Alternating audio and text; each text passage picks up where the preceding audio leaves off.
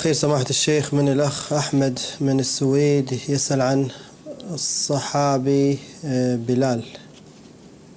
أي نعم، الصحابي بلال أين منزلته من أهل البيت عليهم السلام؟ نعم.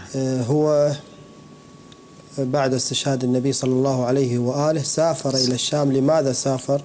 ما حكم بلال؟ ولماذا لا نسمع عنه كثير؟ وهل كان موالي لأهل البيت؟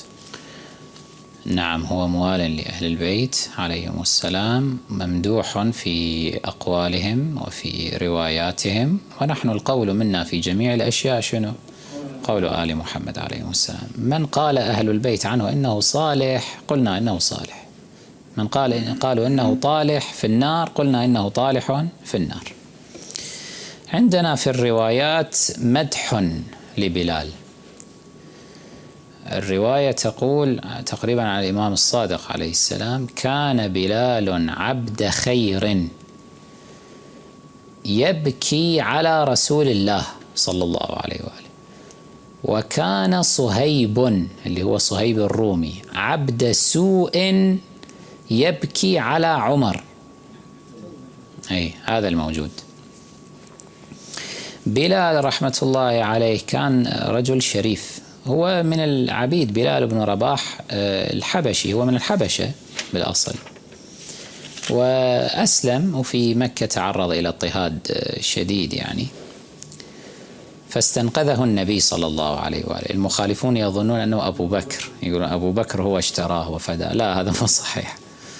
هو النبي صلى الله عليه وآله اشتراه، مجرد سلم المال بيد أبي بكر، قال روح وادفع حتى يخلصون يعني بلال. وحتى هذا من فيه أبو بكر فيما بعد، يعني تقرؤون بالتواريخ عندنا أنه بعد ما استولى أبو بكر على الحكم، طبعا بلال هو كان رجل جدا عاطفي للعلم، يعني عاطفته تغلب عليه، ما كان يتحمل يعني فقد رسول الله صلى الله عليه وآله، كان يعني يقضي ليله ونهاره بالبكاء، فما استطاع حتى المكوث في المدينة المنورة، ما استطاع المكوث في المدينة المنورة، لأن كل شيء في المدينة ماذا يذكره برسول الله صلى الله عليه وآله.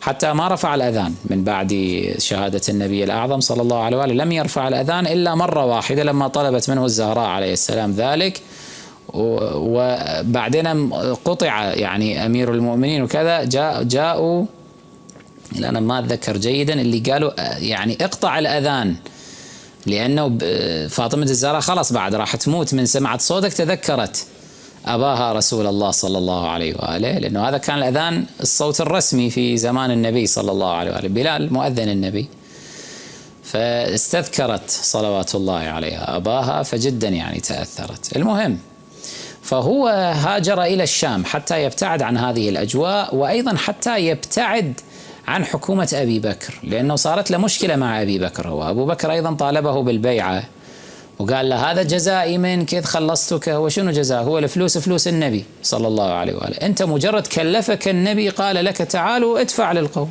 شنو يعني أنت ساعي بريد إنجاز التعبير، مو أكثر من هذا، وأم جاي تمن علي. فقال له بلال، قال إذا كان هذا فعلته وأنت لله فلماذا تبطل يعني صدقتك هذه بالمن والأذى؟ يعني ليش أنت هم تمن علي وكذا؟ أنا رسول الله أمرني باتباع علي بن أبي طالب، خلص أنا ما أريد أن أكون من أتباعك، فاتركني وشأني. وأم تركه لأنه كما قلت حالة عاطفية كانت عنده، فخرج إلى الشام، وظل حتى في الشام يبكي على رسول الله صلى الله عليه وآله، يعني كان عنده نواح ونحيب إلى أن توفاه الله عز وجل. ولم يشترك في حكومة الانقلابيين ولا تعاطى معهم ولا يعني تعامل معهم، راح تكتر كما نقول، انعزل عن هذه الأجواء كلية. فأئمة أهل البيت ترحموا عليه، قالوا كان بلال عبد خير يبكي على رسول الله صلى الله عليه وآله، هذه أمارة على كونه خيرا. وكان صهيب عبد سوء، ذاك هم كان عبد لكنه من الروم أصلا، صهيب الرومي كان عبد سوء يبكي على عمر، هذاك في المقابل ما بكى على رسول الله. لما مات عمر صديقه قاعد ليل ونهار يسوي له مجلس يبكي به على عمر.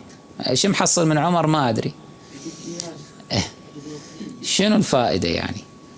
كان عبد سوء لأنه يبكي على منافق. هذا شوف، ما يجوز واحد ترى يبكي يؤبن منافق أو يؤبن منحرف. احنا هذا هم مبتلين به بمجتمعنا الشيعي. منحرف يموت تلقى آخرين معممين وغيرهم يصدروا لك بيان تعزية وبيان تأبين. شو على بأي مناسبة تروح تصدر له بيان تأبين؟ أنت هنا تصبح عبد سوء، تحالك من حال صهيب. كم واحد صهيب رومي عندنا الآن على رؤوسهم عمايم. واحد منحرف يموت تروح تصدر بيان تأبين؟ على بأي مناسبة تصدر بيان تأبين؟ تبكي الناس عليه على أي أساس؟ هذا واحد منحرف، يعني هذا منحرف عن الدين. أنت لا يجوز لك أن تؤبنه ولا تبكي عليه ولا ترثيه، ولكن للدنيا مع الأسف الكثير يفعل هذا للدنيا. عنده جمهور هذا المنحرف، عنده جمهور واسع يريد أن يجر هذا الجمهور، يقول والله هذا فلان أبن رمزنا، أبن مرجعنا، أبن ما أدري شيخنا، أبن سيدنا فلان الفلاني، فيحبوه وبالتالي يكسب منهم أشياء وأشياء، أموالا ودنيا وبهارج هذه الدنيا مع الأسف.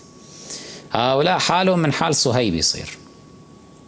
لازم واحد يكون مثل بلال يبكي على الرمز الديني الصحيح، يؤبن الرمز الديني الصحيح. بلال بكى على رسول الله صلى الله عليه وآله، فخر هذا. أما صهيب بكى على عمر، رمز منحرف، هذه تعاسة له. الآن صهيب بصفهم عمر، هناك يبكيان في الجنة بكيفهم براحتهم، هناك يبكيان عفوا في جهنم يبكيان، هناك في النار، هناك في جهنم بكيفهم يبكيان، وكل واحد يقول أنت اللي وقعتني هنا، وهذا شنو هذا يتبرأ من هذا وذاك يتبرأ من هذا. هكذا يتبرؤون من بعضهم بعض. إن ذلك لحق تخاصم أهل النار، هذا موجود في القرآن الحكيم. هم يتخاصمون فيما بينهم، يعني حتى عندنا في الروايات أن أبا بكر يتخاصم مع عمر، يقول أنت المصوج، أنت السبب. ذاك يقول إلهي هذا السبب، هذا ملعون والدين، هذا هو اللي ورطني. كل واحد يرمي بالتبع على من؟ على الآخر. فصهيبا معهم، هذا هم معهم هناك. نعوذ بالله من الجميع. نسأل الله أن يحشرنا مع سادة أهل الجنة، مع محمد وآله الطاهرين عليهم السلام.